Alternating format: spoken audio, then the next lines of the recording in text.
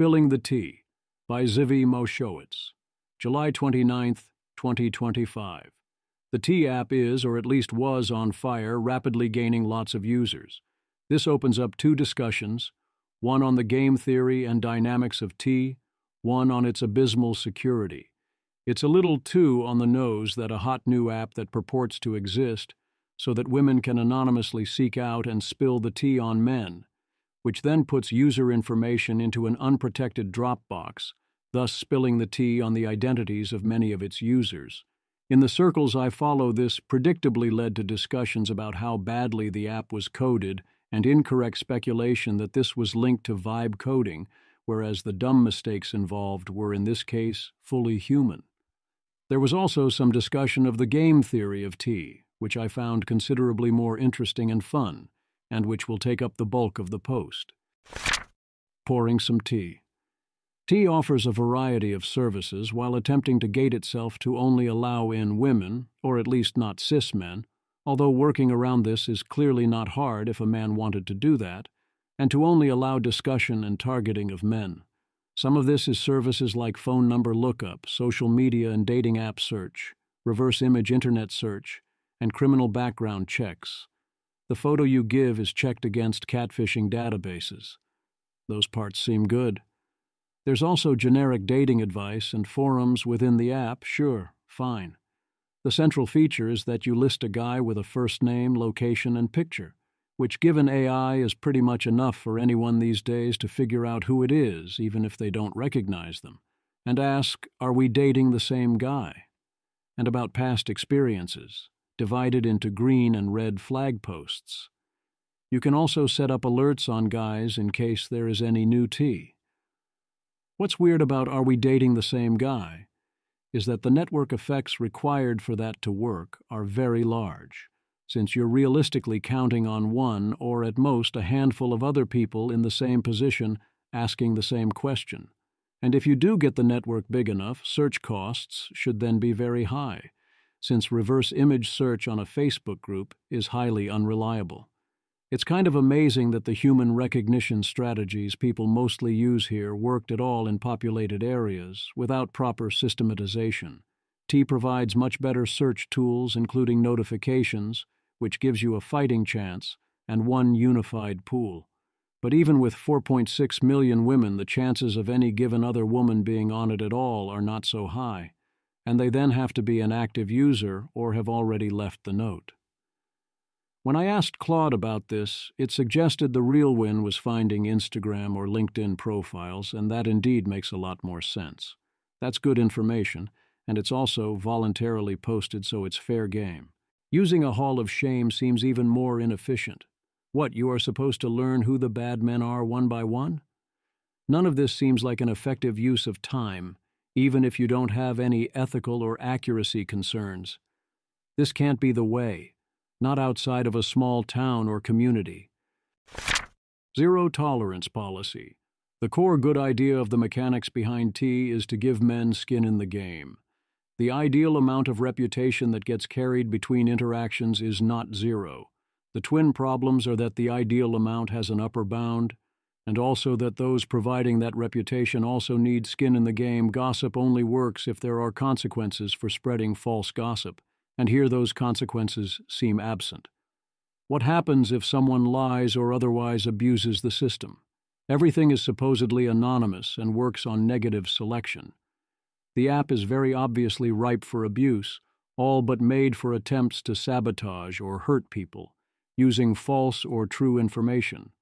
A lot of what follows will be gaming that out. The moderation team has a theoretical zero-tolerance policy for defamation and harassment when evidence is provided, but such things are usually impossible to prove, and the bar for actually violating the rules is high. Even if a violation is found and proof is possible, and the mod team would be willing to do something if proof was provided, if the target doesn't know about the claims, how can they respond? Even then, there don't seem likely to be any consequences to the original poster.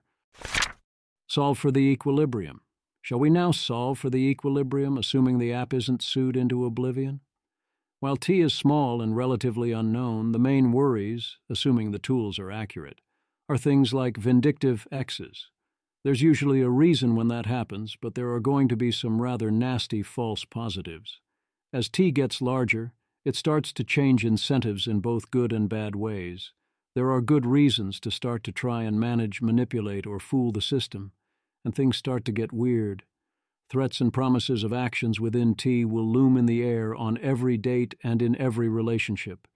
Indeed, every interaction, essentially any woman, and realistically also any man, could threaten to spill tea, truthfully or otherwise, at any time. Men will soon start asking for green flag posts, both accurate ones from exes and very much otherwise. Services to do this will spring up. Dummy accounts will be used where men are praising themselves.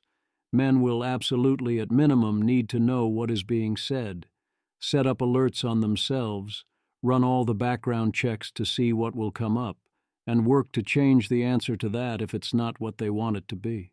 Presumably, there will be plenty happy to sell you this service for very little, since half the population can provide such a service at very low marginal cost. Quickly, word of the rules of how to sculpt your background checks will spread, and so on. It presumably will get very messy very quickly. The system simultaneously relies on sufficient network effects to make things like, "Are we dating the same guy?" work, and devolves into chaos if usage gets too high. One potential counterforce is that it would be pretty bad tea to have a reputation of trying to influence your tea. I doubt that ends up being enough. A fun tale. At lunch, I told a woman that tea exists and explained what it was. Her, that should be illegal. Her, 10 seconds later, I need to go there and warn people about an ex. Her, a little later than that, paraphrased a bit. Actually, no. He's crazy. Who knows what he might do if he found out?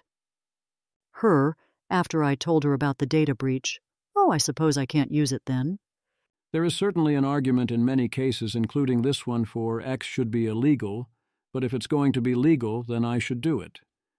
And she clarified that her opposition was in particular to the image searches, although she quickly pointed out many other downsides as well. Is that bad? The instinct is that all of this is bad for men. That seems highly plausible, but not automatic or obvious. Many aspects of reputation and competition are positional goods and have zero-sum aspects in many of the places that tea is threatening to cause trouble. Creating safer and better informed interactions and matches can be better for everything. More generally, punishing defectors is by default very good for everyone, even if you are sad that it is now harder for you to defect. You'd rather be a good actor in the space, but previously in many ways bad men drove out good, placing pressure on you to not act well. This also that all this allows women to feel safe and let their guard down and so on. A true safety app is a good thing. It could also motivate women to date more and use the apps more. It's a better product when it is safer, far better, so you consume more of it. If no one has yet hooked the dating apps up automatically to tea so that you can get the tea as you swipe, well, get on that. Thus it can also act as a large improvement on matching. No, you don't match directly on tea, but it provides a lot of information. Another possible advantage is that receptivity to this could provide positive selection. If a woman doesn't want to date you because of unverified internet comments, that is a red flag, especially for you in particular. In several ways at once, it means they probably weren't that into you. It means they sought out and were swayed by the information. You plausibly dodged a bullet. A final advantage is that this might be replacing systems that are less central and less reliable, and that had worse enforcement mechanisms, including both groups and also things like whisper networks. Consider the flip side, an app called No Tea, that men could use to effectively hide their pasts and reputations and information, without making it obvious they were doing this. Very obviously, this would make even men net worse off if it went past some point. As in, even from purely the man's perspective, the correct amount of tea is not zero. There are still 6 groups of ways I could think of that tea could indeed be bad for men in general at current margins, as opposed to bad for men who deserve it, and it is not a good sign that over the days I wrote this, the list kept growing. 1. Men could in general find large utility in doing things that earn them very bad reputations on T and be forced to stop. A. This is highly unsympathetic, as they mostly involve things like cheating and otherwise treating women badly. I do not think those behaviors in general make men's lives better, especially as a group. B. I also find it unlikely that men get large utility in absolute terms from such actions, rather than getting utility in relative terms. If you can get everyone to stop, I think most men win out here near current margins. 2.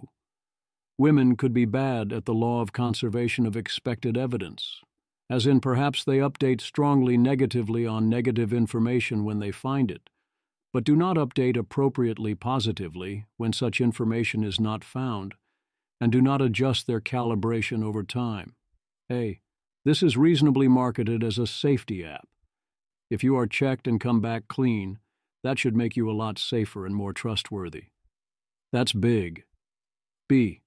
In general, variance in response is your friend, so long as the downside risk stops at a hard pass. You only need one yes, also you get favorable selection. C. Also, this could change the effective numerical dynamics. If a bunch of men become off-limits due to T, especially if that group often involves men who date multiple women at once, the numbers game can change a lot. 3. Men could be forced to invest resources into reputation management in wasteful or harmful ways, and spend a lot of time being paranoid. This may favor men willing to game the system or who can credibly threaten retaliation. A. This seems highly plausible. Hopefully this is limited in scope. B. The threat of retaliation issue seems like a potentially big deal. The information will frequently get back to the target, and in many cases the source of the information will be obvious, especially if the information is true. C. Ideally, the better way to fix your reputation is to deserve a better one, but even then there would still be a lot of people who don't know this or who are in a different situation. 4. Men could face threats, blackmail, and power dynamic problems. Even if unstated, the threat to use T, including dishonestly, looms in the air. A. This also seems like a big problem. B. Imagine dating, except you have to maintain a 5-star rating. C. In general, you want to seek positive selection, and T risks making you worry a lot about negative selection, well beyond the places you actually need to worry about that, e.g. when you might hurt someone for real. D. The flip side is this could force you to employ positive selection, as in there are many reasons why avoiding those who create such risks is a good idea. 5. Men might face worse T prospects the more they date, if the downside risk of each encounter greatly exceeds the upside. Green flags are rare and not that valuable. Red flags can sink you. So confidence and boldness decline, the amount of dating and risk-taking and especially approaching goes down. A. We already have this problem pretty bad based on phantom fears. That could mean it gets way worse or that it can't get much worse. Hard to say. B. If you design T or users create norms such that this reverses, and more dating gets you a better T reputation so long as you deserve one, then that could be a huge win. C. It would be a push to put yourself out there in a positive way and gamify things, providing a sense of progress even if someone ultimately wasn't a match, including making it easier to notice this quickly and move on, essentially forcing you into a good move. 6. It's a massive invasion of privacy, puts you at an informational disadvantage, and it could spill over into your non-dating life. The negative information could spread into the non-dating world, where the law of conservation of expected evidence very much does not apply. Careers and lives could plausibly be ruined. This seems like a pretty big and obvious objection. Privacy is a big deal. B. What is going to keep employers and HR departments off the app? MJ, this is straight up demonic. Absolutely no one should be allowed to create public profiles about you to crowdsource your deeply personal information and dating history. People are taking issue with me casually throwing out the word demonic, so let me double down. The creators of this app are going to get rich off making many decent people depressed and suicidal. This isn't about safety. This isn't just a background check app. Their own promo material clearly markets this as a way to anonymously share unverified gossip and rumors from scorned exes. Benjamin Foss. Women shouldn't be allowed to warn other women about stalkers, predators, and cheaters. MJ, if you think that's what this app is primarily going to be used for, then I have a bridge to sell you. Definitely next year. Why can't I find a nice guy? Because you listen to his psychopathic ex anonymously make stuff up about him. My current read is that this would all be good if it somehow had strong mechanisms to catch and punish attempts to misuse the system, especially keeping it from spilling over outside of one's dating life. The problem is, I have a hard time imagining how that will work, and I see a lot of potential for misuse that I think will overwhelm the positive advantages. Is the core T mechanic, as opposed to the side functions, good for women? By default, more information should be good, even if unreliable, so long as you know how to use it, although the time and attention cost and the attitudinal shifts could easily overwhelm that, and this could crowd out superior options. The actual answer here likely comes down to what this does to male incentives. I am guessing this would, once the app scales, dominate the value of improved information. If this induces better behavior due to reputational concerns, then it is net good. If it instead mainly induces fear and risk aversion and twists dynamics, then it could be quite bad. This is very much not a battle of the sexes or a zero-sum game. If the men who don't richly deserve it lose, probably the women also lose. If those men win, the women probably also win. Levels of friction. What T and its precursor groups are actually doing is reducing the level of friction in this type of anonymous information sharing and search, attempting to move it down from level 2, annoying to get, into level 1, minimal frictions, or even level 0, a default action. In particular, this moves the information sharing from one-to-one to one-to-many. Information hits different when anyone can see it, and will hit even more different when AI systems start scraping and investigating. As with many things, that can be a large difference in kind. This can break systems and also the legal systems built around interactions. CNN has an article looking into the legal implications of T, noting that the legal bar for taking action against either the app or a user of the app is very high. Can hack it. So yes, of course, the T app, whose hosts have literally held sessions entitled Spilling the Tea on T, got hacked to spill its own tea, as in the selfies and IDs of its users, which includes their addresses. T claimed that it only held your ID temporarily to verify you are a woman, and that the breached data was being stored in compliance with law enforcement requirements related to cyberbullying. Well, actually... How we doing? It turns out that the T app doxes all its users by uploading both ID and face verification photos, completely uncensored, to a public bucket on their server. The genius Brazilians over at T must have wanted to play soccer in the favela instead of setting their Firebase bucket to private. Global Index leaked their addresses too. I mean, that's not even getting hacked. That's ridiculous. It's more like someone discovered they were storing things in a public Dropbox. It would indeed be nice to have a general blockchain, Apple and Google, anyone? Solution to solving the problem of proving aspects of your identity without revealing your identity, as in one that people actually use in practice for things like this. Neeraj Agrawal. If there was ever an example for why need an open and privacy-preserving digital ID standard, you should be able to prove your ID card says something, like your age or in this case your gender, without revealing your address. Kyle DH. There's about 4 standards that can do this, but no one has their hands on these digital forms so they don't get requested, and there's trade-offs when we make this broadly available on the web. T eventually released an official statement about what happened. T. Official statement.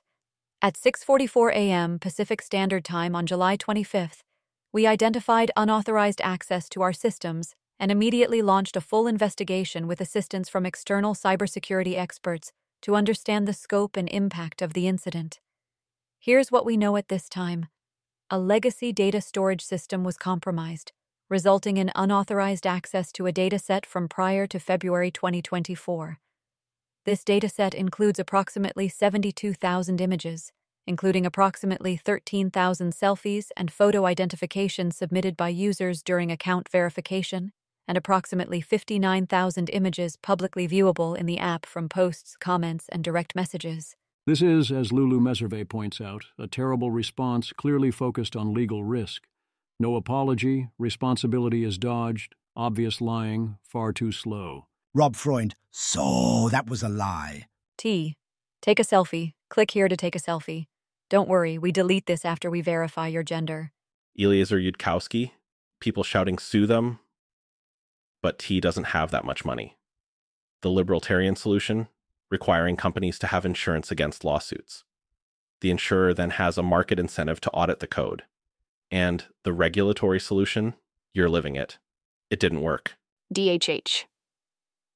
Web app users would be shocked to learn that 99% of the time, deleting your data just sets a flag in the database. And then it just lives there forever until it's hacked or subpoenaed. It took a massive effort to ensure this wasn't the case for Basecamp and Hey, especially when it comes to deleting log files, database backups, and all the other auxiliary copies of your stuff that most companies just hang on to until the sun burns out. I mean, it didn't work in terms of preventing the leak, but if it bankrupts the company, I think I'm fine with that outcome. One side effect of the hack is we can get maps. I wouldn't share individuals, but distributions are interesting, and there is a clear pattern. Image. These 3 images show maps with blue location markers distributed across different regions. The first shows Utah, including Salt Lake City, Ogden, and Provo areas. The second displays Nevada with scattered markers across the state. And the third depicts the San Francisco Bay Area in California. As in, the more central and among more people you live, the less likely you are to use T. That makes perfect sense. The smaller your community, the more useful gossip and reputation are as tools. If you're living in San Francisco proper, the T is harder to get and also less reliable due to lack of skin in the game. Tom Harwood notes that this is happening at the same time as the UK mandating photo ID for a huge percentage of websites, opening up lots of new security issues. Should you spill the tea? As above, for this question, divide T into its procedural functions and the crowdsourcing function. On its procedural functions, these seem good if and only if execution of the features is good and better than alternative apps that do similar things. I can't speak to that. But yeah, it seems like common sense to do basic checks on anyone you're considering seriously dating. On the core crowdsourcing functions, I am more skeptical. Especially if I was considering sharing red flags, I would have more serious ethical concerns, especially around invasion of privacy and worry that the information could get out beyond his dating life, including back to you in various ways.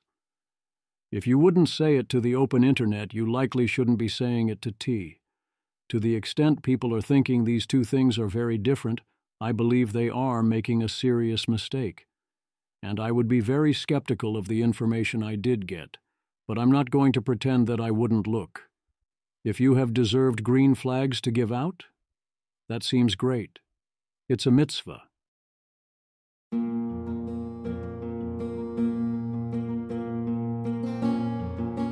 This has been an episode of the Don't Worry About the Vase podcast.